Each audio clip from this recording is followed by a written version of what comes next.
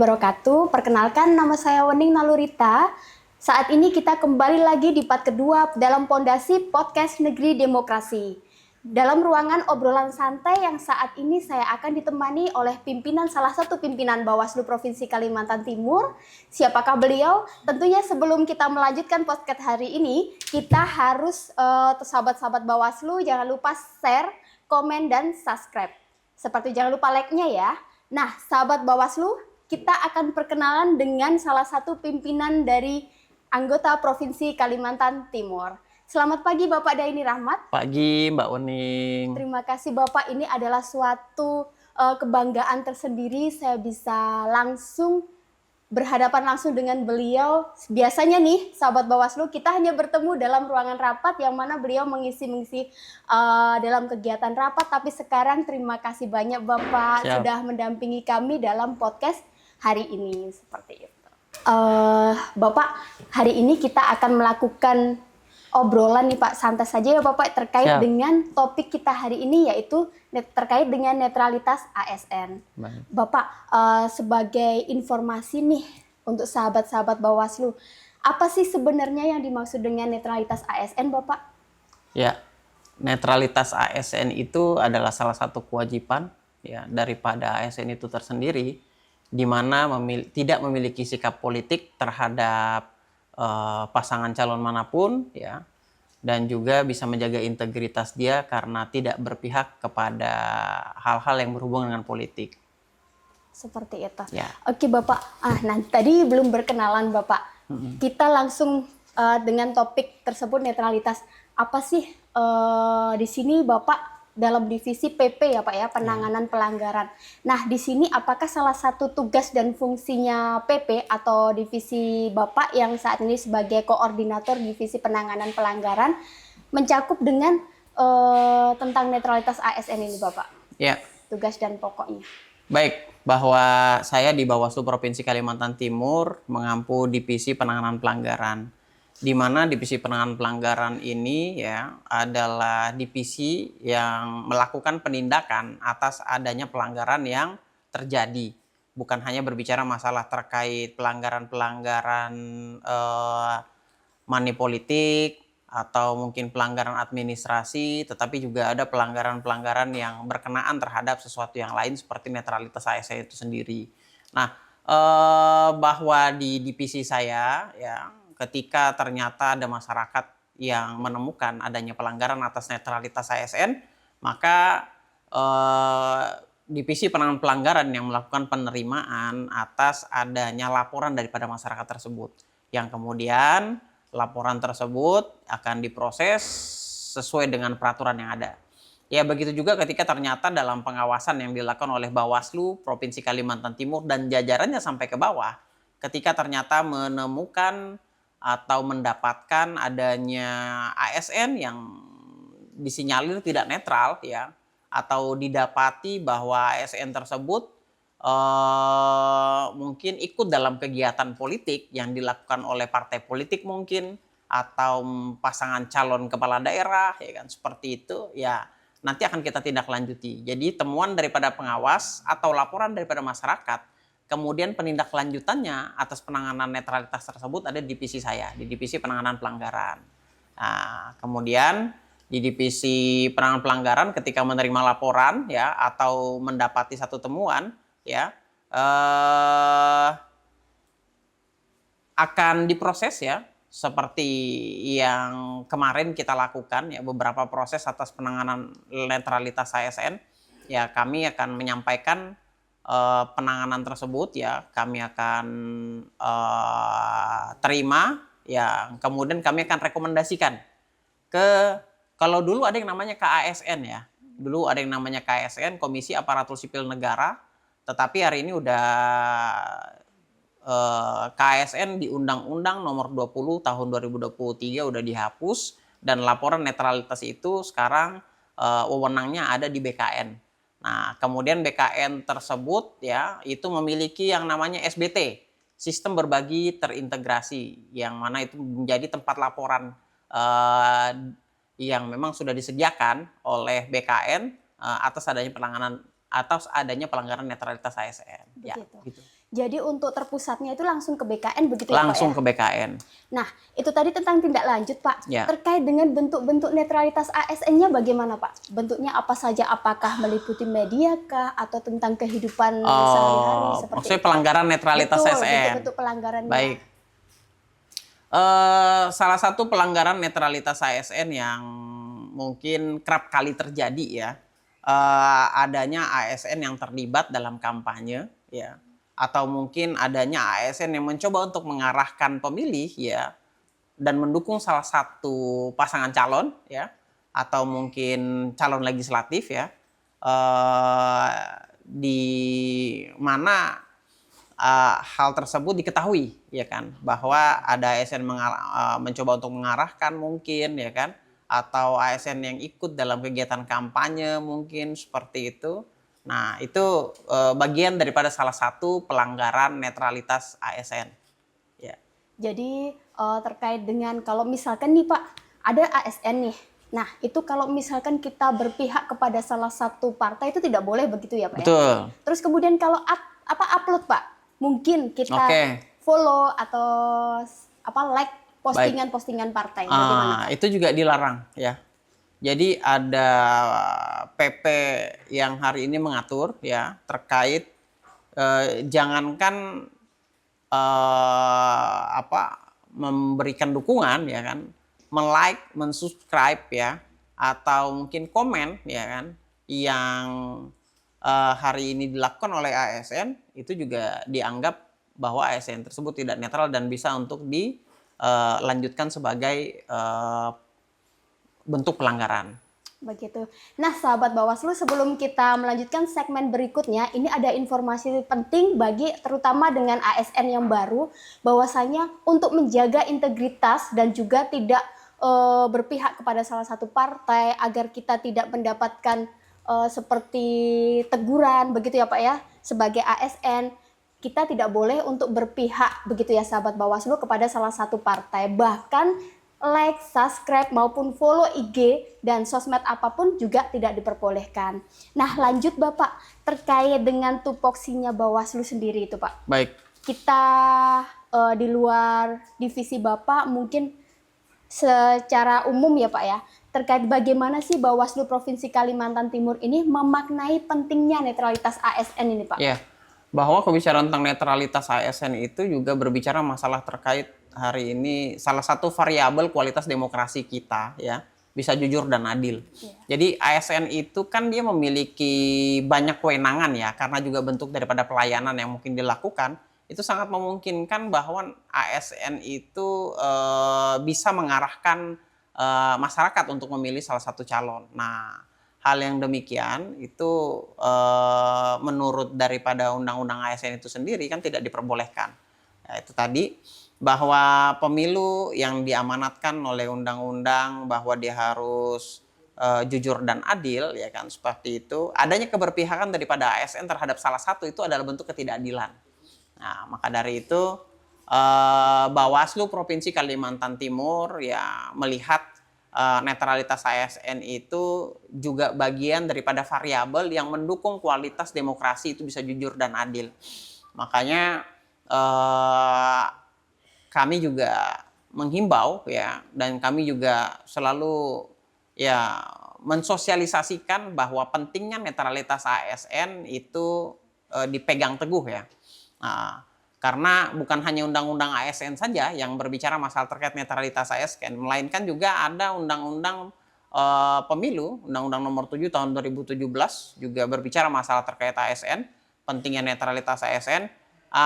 Dan yang di Undang-Undang Pilkada, ya Undang-Undang Nomor 10 Tahun 2016 Pasal 71 bahwa ketidaknetralan ASN itu bersanksi pidana. Hari ini ada jurisprudensi bahwa ada salah satu ASN di salah satu kabupaten kota di Provinsi Kalimantan Timur yang ikut kegiatan kampanye, ya itu ingkrah sampai pengadilan. Nah itu. Jadi ada bentuk ini ya Pak, pidananya ya. Betul, yang jadi sebagai ASN. bukan hanya sanksi yang dikeluarkan oleh BKN yang kita bisa saja mungkin hari ini melihat hanya sanksi administratif ya kan, tapi juga ada sanksi pidana yang bisa menjerat ASN ketika ASN tidak netral. Itu tertuang dalam Undang-Undang Nomor 10 Tahun 2016 di pasal 71. Baik. Bapak tadi Bapak jelaskan terkait dengan sosialisasi. Betul. Terkait, nah berarti ini suatu bentuk pencegahan ya Pak ya? Ya. Pencegahan daripada agar netralitas ASN ini Ya. tidak lagi Ya. istilahnya dilanggar seperti itu Betul. oleh ASN, terutama yang ASN baru seperti Ya. itu. Nah Pak, kembali kepada pemilu dan pilkada sebelumnya, yaitu di tahun ada 2024 ya Pak ya. Ya. Adakah penanganan pelanggaran nih Pak, atau laporan-laporan yang masuk terkait dengan netralitas ASN di Kalimantan Timur Bapak? Ya, banyak. Banyak Pak ya? Banyak.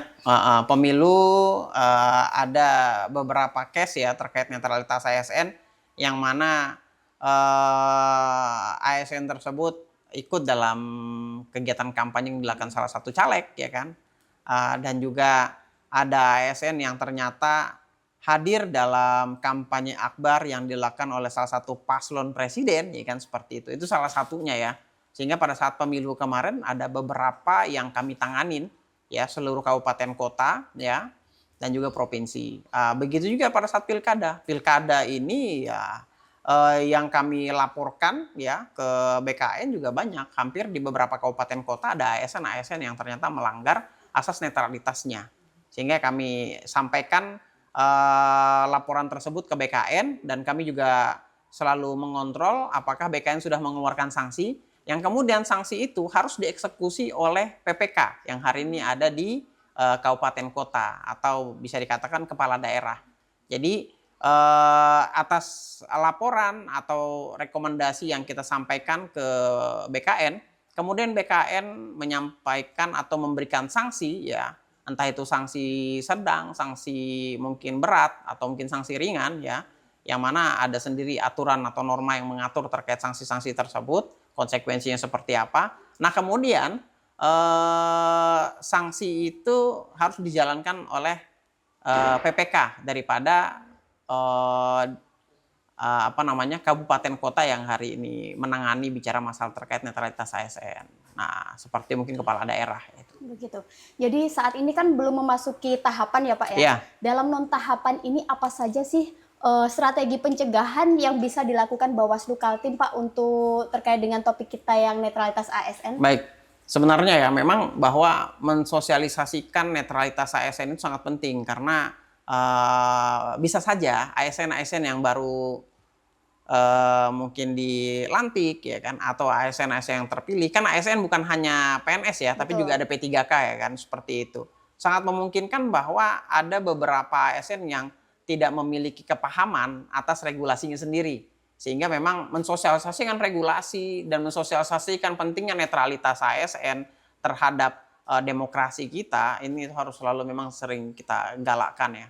Nah, seperti itu. Ya kami tidak lupa ya juga untuk menyampaikan netralitas itu ketika kita ada rapat dengan stakeholder yang hari ini ada di lingkungan pemerintahan provinsi. Begitu. Jadi bentuk koordinasi ini tidak hanya di lingkup internal Bawaslu saja ya Pak ya. Juga melibatkan dengan stakeholder yang lain seperti itu. Nah, kalau dengan gimana bentuk koordinasi apa yang dibangun dengan pemerintah daerah Pak? Iya. Koordinasi yang kami lakukan ya kami juga biasanya menyampaikan surat himbauan ya bahwa ketiadaan tahapan bukan dalam arti ASN itu bisa saja terlepas daripada ketidaknetralan. Bisa saja bahwa ketiadaan tahapan ini ada juga ASN yang tidak netral. Dan bicara masalah terkait penanganan atas netralitas itu tidak terikat oleh tahapan, ya kan? Dan juga tidak ada kadaluarsanya. Jadi hari ini tidak ada tahapan ya, 2026, 2027 tidak ada tahapan. Tapi ternyata ada postingan daripada ASN yang mungkin cenderung memiliki keberpihakan terhadap partai politik, ya kan? Atau mungkin memberikan atau mengarahkan atau mungkin juga ada hal-hal yang, nah itu bisa saja untuk kita tindak lanjuti sebagai pelanggaran. Jadi dia tidak terikat oleh tahapan dan netralitas ASN itu juga tidak ada kadaluarsanya. Jadi kita bisa terus memberikan laporan kepada BKN atas ASN-ASN yang tidak netral ya di lingkungan mungkin pemerintahan provinsi atau kabupaten kota. Jadi tidak terikat pada tahapan saja ya Pak pada ya? tahapan saja. Nah, ini sih Pak sebagai pengetahuan baru juga buat saya yang ASN baru ya Pak, Ya. baru dilantik juga dari CPNS. Nah, di sini sahabat Bawaslu kita menemukan informasi yang terbaru, yaitu di mana ASN selain tahapan, ketika non tahapan juga tidak boleh memosting apapun terkait dengan partai politik atau keterpihakan kepada partai politik seperti itu ya Pak ya. Ya. Salah satu partai politik. Nah, sahabat Bawaslu, di sini terkait dengan netralitas ASN, kita sangat banyak sekali mendapatkan informasi langsung dari pimpinan atau anggota daripada Bawaslu Provinsi Kaltim. Nah, ini segmen yang terakhir Pak ya, sedikit agak panjang terkait dengan pemilu pilkada yang selanjutnya. Kita bercermin dari pemilu pilkada sebelumnya ya Pak ya. Bagaimana sih nanti langkah ke depan setelah strategi itu sudah dijalankan, seperti imbauan, sosialisasi. Nah, harapan Bapak untuk pemilu mendatang ini bagaimana Pak? Ya. Untuk menghadapinya. Yang pertama, kita berharap bahwa pemilu ke depan ya, ASN bisa menjaga netralitasnya, bisa menjaga integritasnya, karena itu tadi kembali bahwa kenetralan daripada ASN itu bentuk daripada kekuatan demokrasi ya. Salah satu variabel yang mendukung bahwa demokrasi yang hari ini terbentuk dalam sistem pemilu dan pilkada ya, itu bisa berintegritas.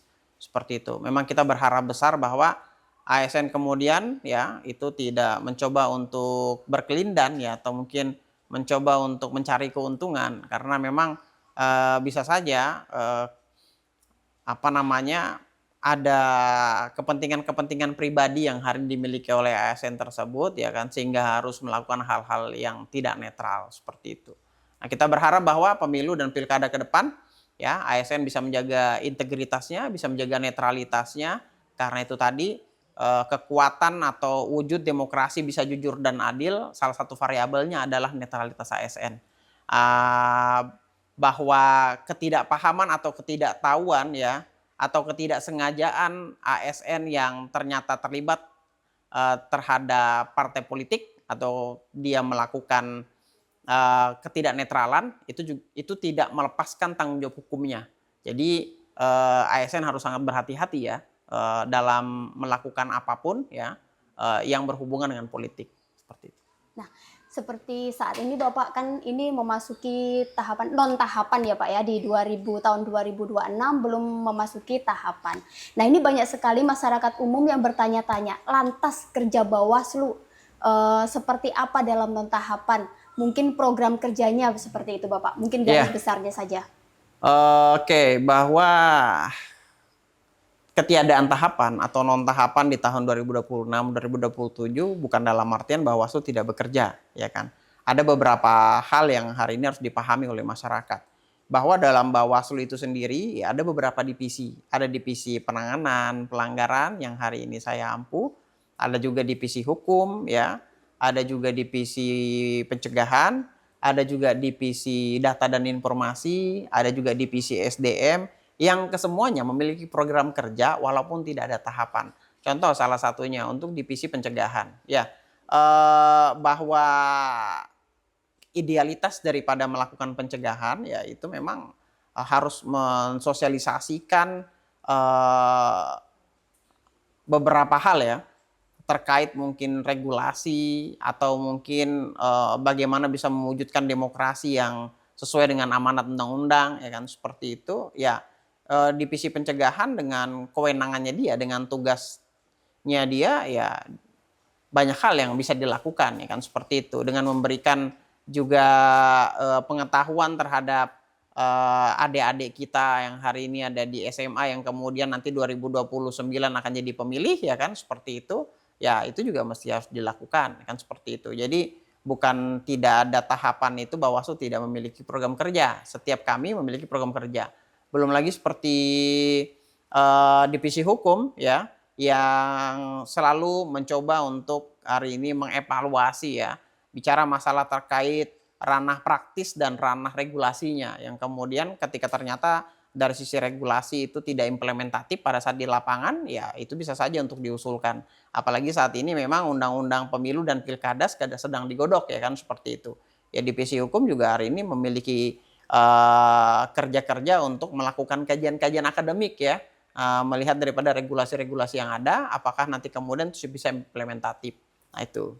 Nah, terima kasih Bapak. Nah, terkait dengan tantangan nih Pak, Baik. tantangan khusus yang dihadapi Bawaslu Kaltim dalam menindaklanjuti terkait dengan dugaan pelanggaran netralitas ASN selama pemilu pilkada sebelumnya itu apa saja Oke, Bapak? kalau tantangannya sebenarnya setiap apapun yang hari ini kita lakukan selalu ada tantangannya. Ya biasanya kami itu dari sisi material, ya kan, bahwa ketidaknetralan daripada ASN atau mungkin ada pelanggaran-pelanggaran yang lain lah, ya seperti itu. Biasanya kita kekurangan saksi dan bukti seperti itu. Itu salah satu tantangan ya yang hari ini mesti kita hadapin ya ketika ternyata ada beberapa hal yang kita lakukan pada saat melakukan penanganan pelanggaran gitu. Gitu.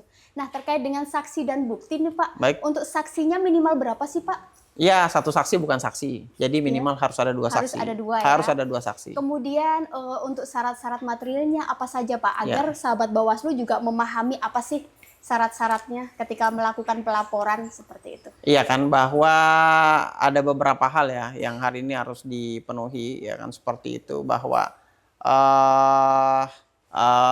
bukti-bukti yang harus dilengkapi ya kan seperti itu, atau mungkin petunjuk ya, alat bukti itu yang paling penting ya sebenarnya kan, yaitu bisa petunjuk, bisa surat, atau mungkin saksi, itu bagian daripada alat bukti. Nah, laporan atau temuan ya terkadang kita terkendala dalam ranah alat bukti itu, sehingga ibaratnya ada beberapa penanganan yang bisa saja tidak bisa naik ke tingkat penyidikan apalagi ke penuntutan. Seperti itu. Nah, sahabat Bawaslu, berikut adalah informasi-informasi yang sangat penting yang bagaimana kita bisa memahami pentingnya netralitas ASN, kemudian dapat informasi juga terkait dengan bukti, alat bukti yang harus dilampirkan, kemudian terkait dengan saksi berapa minimal 2 ya sebelum kita melakukan pelaporan terhadap dugaan pelanggaran, kita harus melengkapi syarat-syarat administrasi yang telah ditetapkan tentunya oleh undang-undang. Begitu ya Pak ya. KUHAP nah, itu. KUHAP ya. Nah Bapak, ini sebagai penutup ya, rekomendasi juga sudah dijelaskan, dari sisi regulasi juga sudah. Nah ini pesan Bapak terhadap ASN yang baru ini Bapak. Oke.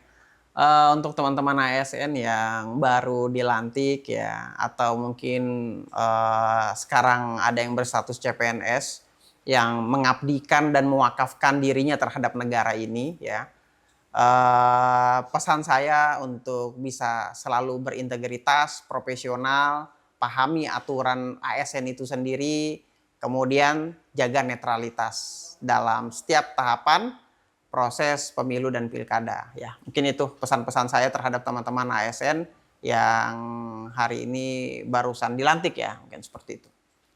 Baru akan dilantik mungkin Bapak nanti. Atau baru akan dilantik ya. Masih statusnya barusan CPNS ya, kita. Baik.